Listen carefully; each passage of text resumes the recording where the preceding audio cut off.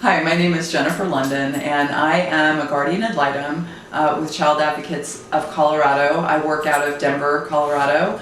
And a guardian ad litem is an attorney that is appointed by the court to represent the best interests of children that are involved in the dependency and neglect system. So basically, if a child is removed from their parents, or there's some issue concerning abuse or neglect or something along those lines where the Department of Human Services has to get involved and a court case is initiated, I am appointed as the attorney to represent the child. And so I've been doing that for about 6 years. I used to be with Rocky Mountain Children's Law Center, now Child Advocates of Colorado. Prior to becoming a guardian ad litem 6 years ago, I was in private practice for a number of years, and before that was also a deputy district attorney for 6 years. But I would have to say that this is my most favorite thing that I've done, and it's where my passion lies in helping out children that need that advocacy. So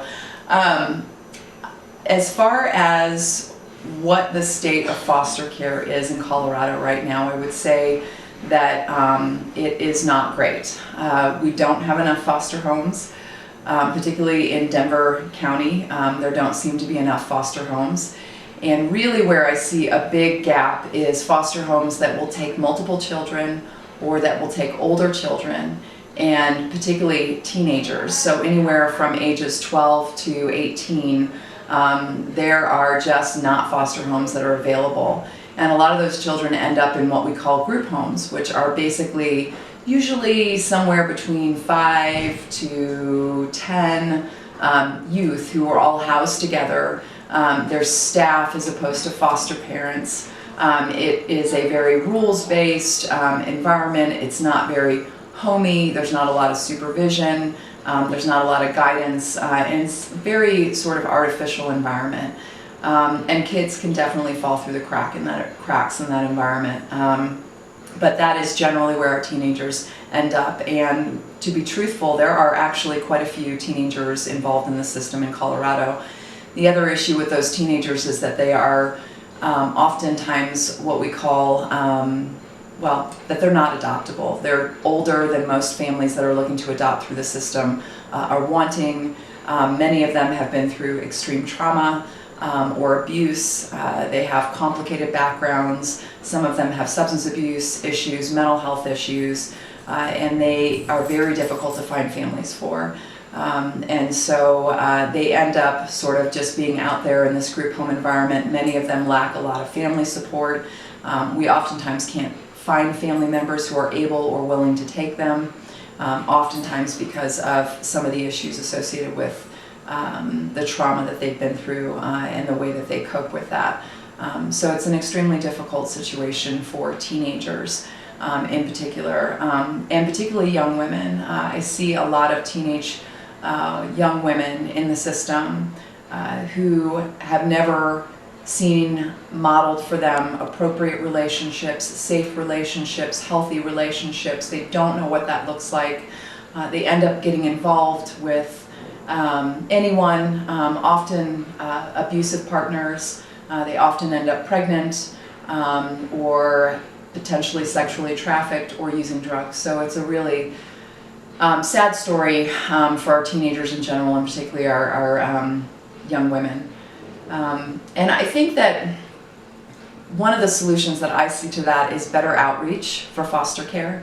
I think that generally there is not a lot of outreach for foster care families that are willing to take in teenagers in general, and particularly young women. So I would really, I sort of have this dream about starting a nonprofit that would be centered around doing outreach, particularly for young women that are involved in the system, and who I would like to outreach to are women much like myself, maybe women that are in their 40s and 50s, who either their children are gone from the house or they never had any children.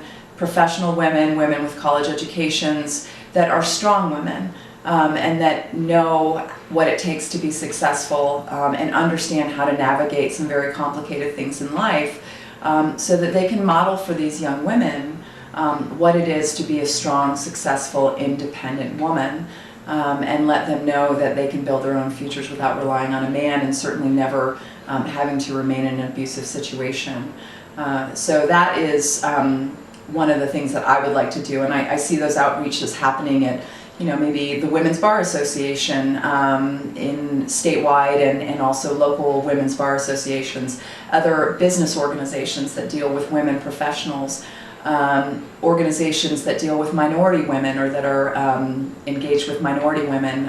We definitely have an underrepresentation of minority foster families. We need more of those because we have minority children are overrepresented in the system, and we don't have families necessarily that they can identify with. So we need to fill that gap. So that's a big, big passion for me. I have seen the system fail, and I've seen the system succeed.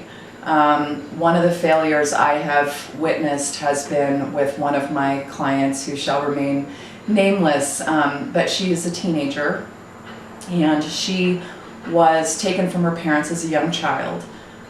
She was then adopted. Her adoptive mother ended up abusing her severely, and so the adoption failed when she was fairly young, still in elementary school. She then re-entered the system and as an older child, and was never adopted. Her family was still unfortunately engaged in the same sort of behavior that they had been engaged in when she was a very young child. So we weren't able to reconnect her with any of her biological family. And she ended up, just like what I was talking about before, she ended up in group homes and never was able to make that family connection. And unfortunately, she never really developed any good life skills. And she ended up just sort of floating from group home to group home, school to school, could never really stick with anything, didn't have any independent living skills, didn't have any confidence. And we really worked very hard to overcome some of the things that she had been through. But without that one person to look up to and to be there with her every day and to model those really positive traits, and to keep after her like a parent would, unfortunately her, I guess, demons kind of dragged her down, and she just wasn't able to overcome. So that was a really unfortunate situation, and this young lady, all she always ever said to me was, I just want a family. I just want to belong somewhere. And she never belonged anywhere, and that was a truly sad story. I did have another case that involved 4 children that were severely abused and neglected, and 4 siblings, and one of those stories where it drew some media attention because the state of the home was just awful, cat feces and terrible odor, and the children were school-aged and weren't in school and were still in diapers and were barely verbal. Really tragic situation, but the good news is that they entered the system several years ago, and we found an absolutely amazing, wonderful family for them, that was willing to take all 4 of them and work through all the many issues that these children had, because they had been through such severe trauma from basically the day they were born until the day they were removed. And I'm happy to say that they are thriving and doing amazing, and if I could clone this particular foster family, I would, because they are the most patient, loving, wonderful family I may have ever worked with. And I do want to say that I don't mean to say that the whole foster care system is in a shambles or is not good. I have worked with some amazing families, some amazing people, and I always say to my foster families that truly people talk about public service work, volunteer work, and making change in their communities and in the world at large. And in my opinion, taking in a child and being a foster parent is the most altruistic thing you can do. It is the highest level of public service, and I have so many foster families that I work with that talk that talk and walk that walk. So I really value them in their efforts. We just need more of them. I also hope that we have more outreach into, I talked about more outreach in minority communities. but also gay and lesbian. We need to do more outreach with those families, because the few families that I've had, that I've worked with, that are same-sex families, there's something, I guess, somewhat unique about them. They seem to really understand some of these kids' struggles, being the outsider, trauma, abuse, and they tend to do extraordinarily well. And some of my most successful cases have been in those homes. So outreach, selective outreach, and just getting more homes in general, I think is the way to improve the system.